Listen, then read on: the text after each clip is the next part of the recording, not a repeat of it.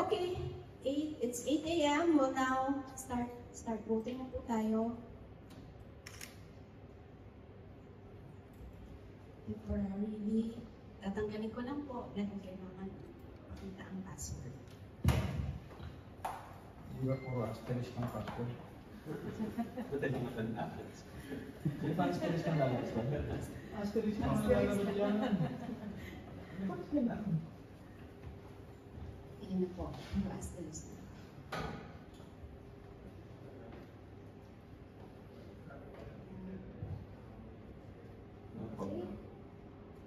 Okay, so election status has been changed.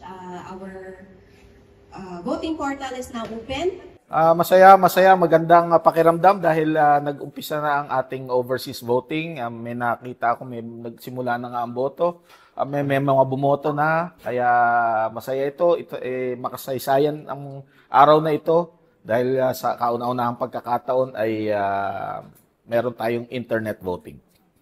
Anong ina-expect po natin, sir, ngayon? 67,000 po yung botante dito. Mahigit 67,700 ang botante ang registered voters dito. Marami na ring nakapag pre-enroll at inaasahan natin na mas mataas sana ang voter turnout ngayong election na ito sapagkat nung araw naman kasi noong paper ballots tayo, ang hinihingi nila mas madaling hinihingi ng mga tao ay mas madaling pamamaraan ang pagboto. Ito na ngayon ang ginawa ng COMELEC, internet voting nga.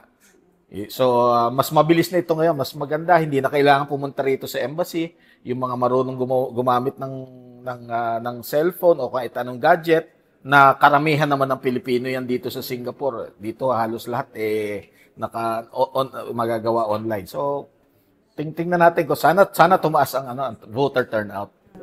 Sir, baka meron mga nangangamba na sa security ng election ng boto nila kung gawin po nila sa bahay. Ano pong mensahe na sa kanila at pwede po ba silang pumunta pa rin dito sa embahada? Ang pagpunta nila rito sa embahada ay kung talagang tutulungan lang natin sila para kung may problema, no? Pero sana subukan muna nila at kung hindi talaga kaya either mag-enroll or bumoto, edi saka pumunta rito sa embassy. Pero wala po rito kayong makikitang paper ballot, wala po, makikita nyo ganito rin, mga QR code po na pwede niyo gamitin habang nag-iintay dito sa embassy. Huli na lang, sir, yung mensahe, panawagan po, ano po yung kahalagahan ng pagboto po nila? Unang-una, ating gamitin ang ating karapatan na bumoto. Isa itong karapatan na binibigay sa atin ng ating saligang batas. Isa ito sa mga karapatan na bumubuo ng demokrasya. At itong karapatan na ito ay gamitin natin para gampanan ang ating tungkulin para sa pag-unlad ng ating bayan. Maraming salamat.